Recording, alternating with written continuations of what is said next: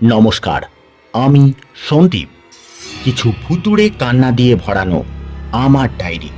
ভূতেরও কষ্ট হয়, সেই ডায়েরি থেকেই আজ আপনাদের জন্য অচেনা অতিথি। এবার আপনাদের কানে ভাসবে আমাদের বিশেষ নিবেদন, অচেনা অতিথি।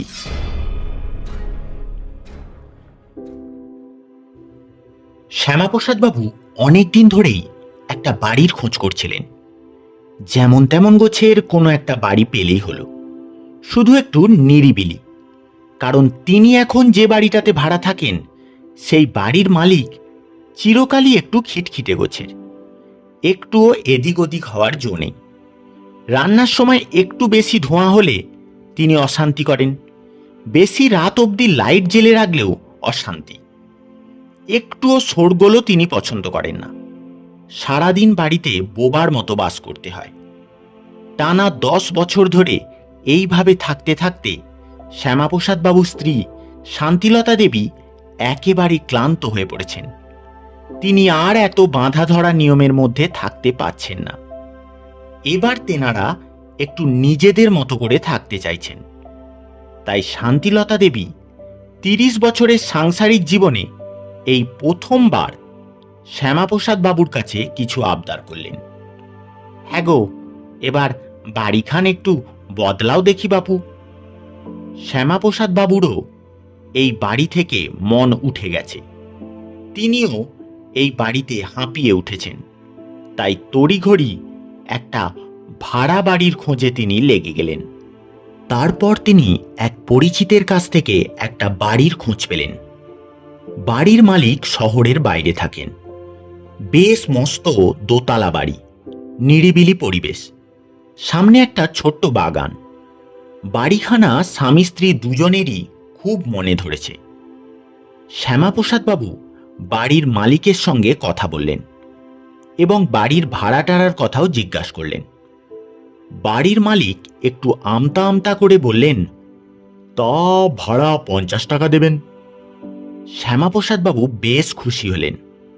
ভাড়া এমন কিছু বেশি নয়, বরং এখনকার দিনে এত কমে কোথাও বাড়ি ভাড়া পাওয়া যাবে কিনা সেটা শ্যামাপ্রসাদ বাবুর জানা নেই। কিন্তু ঝুলি থেকে বেড়াল খানিকটা পরে বেরোলো। বলবো কি বলবো না করে করে বাড়ির মালিক একটা কথা বলেই ফেললেন। দেখুন শ্যামাপ্রসাদ বাবু, প্রথমেই আপনাকে একটা কথা বলে রাখা ভালো। এই বাড়িটা আমি খুব শখ করে বানিয়েছিলাম, বুড়ো বয়সে কিংবা অবসর সময়ে একটু শান্তিতে জীবনের শেষ সময়টা কাটিয়ে দেব বলে। বছর 5 আগে পর্যন্ত পুজোর ছুটিতে কিংবা শীতকালে টুকটাক ছুটি পেলেই এখানে চলে আসতাম, এসে কয়েকদিন থাকতামও। এখানে আগে একটা পরিবারও ভাড়া থাকতো, ওই দোতলার কোণের ঘরটাতে। স্বামী স্ত্রী দুজনে মিলে থাকতেন। তারপর হঠাৎ একদিন জানতে পারলাম স্বামী স্ত্রী দুজনেই একটা পথ দুর্ঘটনায় মারা যায়। তারপর থেকে ও ঘর আর খোলা হয়নি। ওই যে ওনারা তালা দিয়ে বেরিয়েছিলেন, সেই চাবি আজও খুঁজে পাওয়া যায়নি। এই ঘটনার পর থেকে এই বাড়ি সম্পর্কে লোক মুখে অনেক কথাই শোনা যায়। তবে আমি তারপরেও 2-1 বার এসে রাত কাটিয়েছি, কিন্তু আমি তো বাবা কিছু চোখে দেখিনি। এতক্ষণ শ্যামাপ্রসাদ বাবু গম্ভীর হয়ে সব কথা শুনছিলেন। কথা শেষ হতেই তিনি পাশে বসে থাকা শান্তিলতা দেবীর মুখের দিকে একবার তাকালেন। দুজনের মুখেই একটা নিরাশার কালো ছায়া ঘনিয়ে এসেছে। শান্তিলতা দেবী বাড়িটাকে নিয়ে মনে মনে অনেকটা আশার সঞ্চার করে ফেলেছিলেন, কিন্তু এসব শোনার পর তিনি ভেতরে ভেতরে ভেঙে পড়লেন। আর সেটা বাইরে থেকে বেশ টের পাওয়া যাচ্ছিল। শান্তিলতা দেবীর মনের ভাব বুঝতে পেরেই বাড়ির মালিক কিছুটা জোর গলায় বললেন, তা আপনারা দু একদিন থেকে দেখতে পারেন। আমিও তো দু একবার ছিলাম, কই আমি তো কিছু টের পাইনি। দেখুন চিন্তা করে, যা ভালো বোঝেন। তবে আমার মনে হয় সবটাই লোকের রটনা। তারপর শ্যামাপ্রসাদ বাবু তার স্ত্রীকে নিয়ে বাড়ি ফিরলেন এবং সারা রাত ধরে চিন্তা করে শেষমেশ ঠিক করলেন, যা কপালে আছে তাই হবে। দু একদিন গিয়ে থেকেই দেখা যাক না কি হয়। দু একদিন পরেই ওনারা ওই বাড়িতে গিয়ে উঠলেন। তবে মনে হয় ভুতুড়ে ব্যাপারটা গ্রামের লোকের রটনা মাত্র। ভূত তো দূরের কথা, কখনো একটুও গা ছমছমে ভাবও অনুভূত হয়নি। তবে মাঝে মধ্যে রাতের বেলা ওই ওপরের কনের ঘরটা থেকে খুটখাট শব্দ শোনা যেত। মনে হয় ধেড়ে ইঁদুর টিঁদুর হবে। এর মধ্যেই হঠাৎ একদিন সন্ধেবেলা, মানে খুব সন্ধে নয়, সবে বিকেলের ঘোলাটে বাতাসে সন্ধের নীলচে রং ধরেছে, ঠিক এমন সময় বাইরের সদর দরজাটা খোলার শব্দ পাওয়া গেল। শব্দ শুনেই শ্যামাপ্রসাদ বাবু বাইরে বেরিয়ে এলেন। দেখলেন একজন ভদ্রমহিলা বাইরে দাঁড়িয়ে আছেন। শ্যামাপ্রসাদ বাবু একটু গম্ভীরভাবে বললেন, কাকে চাই? ভদ্রমহিলা একটু বিনয়ীভাবে বলল, শান্তি বাড়িতে আছে? শ্যামাপ্রসাদ বাবু আবার জিজ্ঞাসা করলেন, হ্যাঁ আছে, তা আপনাকে তো ঠিক চিনলাম না। এবার ভদ্রমহিলাটি একগাল হেসে বললেন, আপনি আমায় চিনতে পারবেন না, শান্তিকে একবার ডেকে দিন না। শ্যামাপ্রসাদ বাবু প্রায় কিছুটা বাধ্য হয়েই শান্তিলতা দেবীকে ডাকলেন। কই গো, কোথায় গেলে? একবার এদিকে এসো তো, দেখো তোমায় কে খোঁজ করছেন। শান্তিলতা দেবী বেরিয়ে আসতেই সেই ভদ্রমহিলাটি একগাল হেসে বললেন, কিরে শান্তি, কেমন আছিস? আমায় চিনতে পারিস? শান্তিলতা দেবী অবাক হয়ে ফ্যালফ্যাল করে তার মুখের দিকে তাকিয়ে রইলেন। এবার সেই ভদ্রমহিলাটি বললেন, কি চিনতে পারছিস না? শান্তিলতা দেবী একটু অবাক হয়ে বললেন, ঠিক চিনতে পারছি না তো। তোর গোসাইগঞ্জের রমা পিসিমার কথা মনে পড়ে? আর তার বড় ননদের মেয়ে? বলতেই শান্তিলতা দেবী উৎফুল্লিত মুখে চিৎকার করে বললেন, ও ও রীনাদি, এসো এসো এসো, বাড়িতে এসো, কেমন আছো? কিছু যেন মনে করো না, তোমায় প্রথমটা নয় ঠিক চিনতে পারিনি। না না, মনে করব কেন? কবে সেই ছোটবেলায় দেখেছিলিস, এখন পরিচয় না দিলে কি আর চিনতে পারিস? তিনি সপ্তাহখানেক এখানে থাকবেন বলে এসেছেন, কোনো একটা ট্রেনিংয়ের জন্য কলকাতায় এসেছেন। সেই ভোরের বেলা বেরিয়ে যান আর সন্ধেবেলা ফেরেন, রাতটুকুই যা এই বাড়িতে থাকেন। কিন্তু এই রাতটুকুই বা কম কিসের? মাঝে মাঝে এমনও হয় যে এক একটা রাত কিছুতেই কাটতে চায় না। যে রাতে উনি বাড়িতে এলেন সে রাতে তেমন কিছু বোঝা যায়নি, কিন্তু বাড়িটা যেন কেমন একটু গুম মেরেছিল। ঘরের কোণে কোণে জমে থাকা অন্ধকারের মধ্যে যেন কিসের একটা কালো ছায়া লুকিয়ে আছে। সবারই কেমন যেন মনে হতে লাগলো কেউ যেন আড়াল থেকে তাদের ওপর নজর রেখে চলেছে। এরকম এর আগে কখনো হয়নি। যাক, সেই রাতটা মোটামুটি ভালোই ভালোই কেটে গেল। দিনের বেলা কিছুই নেই, কিন্তু সন্ধে নামতেই আবার এক অচেনা মন খারাপ বাড়িটাকে ঘিরে ধরতে লাগলো। পায়ে পায়ে যেন একটা অজানা আতঙ্ক সিঁড়ি বেয়ে ওই ওপরের ঘরটা থেকে নেমে আসতে লাগলো। নিচে থেকে বারবার মনে হতে লাগলো কেউ যেন ওপরে সিঁড়ির চাতালে দাঁড়িয়ে এদিকেই তাকিয়ে আছে, কিন্তু কে? তারপর রাতের খাবার খেয়ে সবাই ঘুমাতে চলে গেল। শ্যামাপ্রসাদ বাবু এবং তার স্ত্রী একটা ঘরে শুলেন এবং পাশের ঘরটাতে সেই ভদ্রমহিলা শুলেন। ভদ্রমহিলা আসার পর থেকেই শ্যামাপ্রসাদ বাবুর মনের ভিতরে কেমন একটা সন্দেহ বাসা বেঁধেছিল। এই সব নিয়ে ভাবতে ভাবতে শ্যামাপ্রসাদ বাবুর ঘুম ধরতে একটু দেরি হলো। রাত তখন 12টা কি 1টা হবে। তেনার সবে মাত্র একটু তন্দা এসেছে। হঠাৎ একটা বেড়ালের কান্না শুনে তন্দ্রাটা তার কেটে গেল। সঙ্গে সঙ্গে তার যেন মনে হলো কে যেন একটা হুড়মুড় করে দোতলা সিঁড়ি দিয়ে ওপরে উঠে যাচ্ছে। শ্যামাপ্রসাদ বাবুর হাতে একটা হারিকেন নিয়ে তিনি ঘর থেকে বেরিয়ে এলেন। তবে তিনি কিছুই দেখতে পেলেন না। তবে ভদ্রমহিলার ঘরের কপাটটা খোলা আর ঘরের মধ্যে কেউ নেই। ঠিক তখনই দরজা ধাক্কার একটা শব্দ তিনি পেলেন।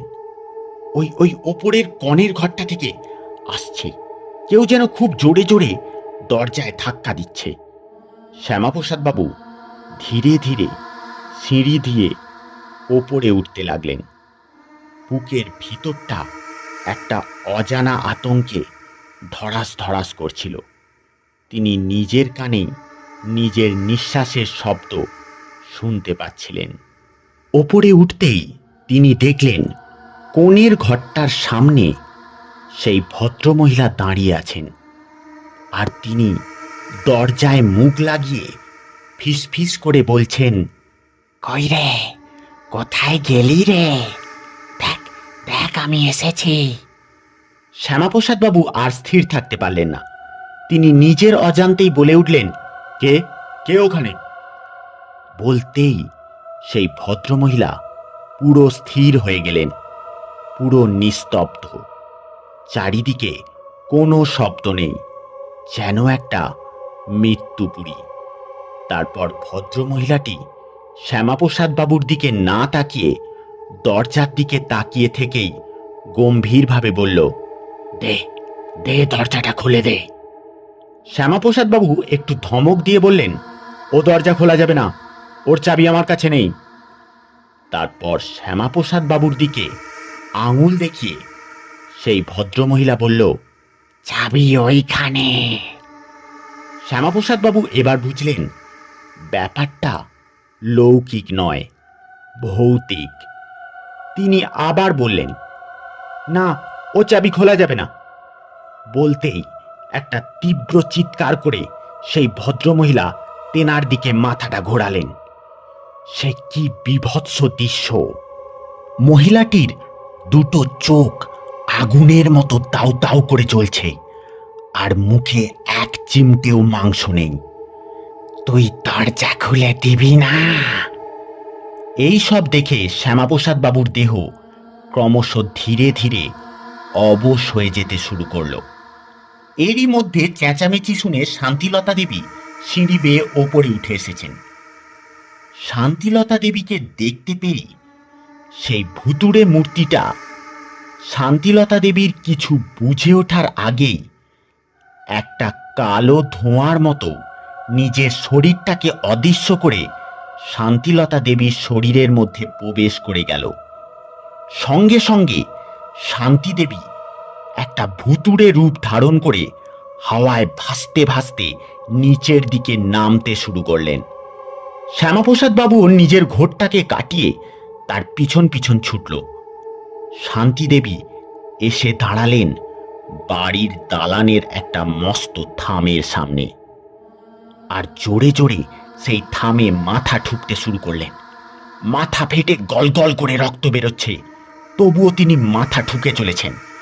শান্তিলতা দেবী এখন আর কোনো মানুষ নয়, অতৃপ্ত আত্মার কবলে তিনি। এটা বুঝতে পেরেই শ্যামাপ্রসাদ বাবু চেঁচিয়ে বললেন, দরজা দরজা আমি খুলে দিচ্ছি, তুমি তুমি শান্ত হও। বলতেই শান্তিলতা দেবী মাথা ঠোকা বন্ধ করলেন। তারপর ধীরে ধীরে মুখটা তুলে এক অদ্ভুত স্বরে শান্তিলতা দেবী বললেন, চাবি চাবি ওই থামের মধ্যেই লুকানো আছে। সেদিন যখন ঘর থেকে বেরিয়েছিলাম তখন ওই থামটার ইটের ফাঁকেই চাবি রেখেছিলাম। তারপর তারপর তো আর ফেরাই হলো নি। আর এই বাড়িটাও নতুন করে প্লাস্টার হয়েছে, তাই চাবি ওই থামের ভিতরেই আছে। তাড়াতাড়ি চাবি দিয়ে ঘরটা খুলে দে। ও ও যে ও যে আমার অপেক্ষা করছে। সাথে সাথেই শ্যামাপ্রসাদ বাবু ছেনি আর হাতুড়ি দিয়ে প্লাস্টার কিছুটা চটিয়ে সেই চাবিটা খুঁজে বার করলেন এবং ঘরের তালা খুলে দিলেন। ঘরটা খুলে দিতেই বন্ধ ঘরের ভিতর থেকে একটা গরম ভ্যাপসা বাতাস বেরিয়ে এলো, যেন বহু বছর ধরে বন্দি থাকা একরাশ অভিশাপ। অমনি সাথে সাথে সেই অতৃপ্ত আত্মা শান্তি দেবীর দেহ থেকে বেরিয়ে এক বীভৎস পৈশাচিক রূপ ধারণ করে ঘরের মধ্যে ঢুকে গেল। শ্যামাপ্রসাদ বাবু শান্তি দেবীর অচেতন দেহটাকে জড়িয়ে ধরে বাইরে থেকে শুধু শুনলেন, ওই ঘুটঘুটে অন্ধকার ঘরের মধ্যে একটা ভুতুড়ে কণ্ঠস্বর ভেসে বেড়াচ্ছে। কই রে, আয়, কোথায় গেলি? বেরিয়ে আয়, আসতে একটু দেরি হয়েছে, অমনি বাবুর গোসা হয়েছে। আয় আয় বলছি, বেরিয়ে আয়। বলতে বলতে শ্যামাপ্রসাদ বাবুর চোখের সামনে দিয়ে ওই অন্ধকার বদ্ধ ঘরটার মধ্যে থেকে সেই প্রেতাত্মাটা বেরিয়ে যেতে লাগলো। আর তার পা ঘেঁষে ঘেঁষে, তার গায়ে গা ঘষতে ঘষতে বেরিয়ে গেল একটা কালো বেড়াল, যেটা এত বছর ওই ঘরের মধ্যেই বন্দি ছিল। ওই বেড়ালটাকে মুক্তি দিতেই ওই প্রেতাত্মা এই বাড়িতে আবার ফিরে এসেছিল। পরে শ্যামাপ্রসাদ বাবু ওই ঘরের মধ্যে একটা বেড়ালের কঙ্কাল পেয়েছিলেন, যেটা কুণ্ডুলি পাকিয়ে বিছানার তলাতেই পড়েছিল।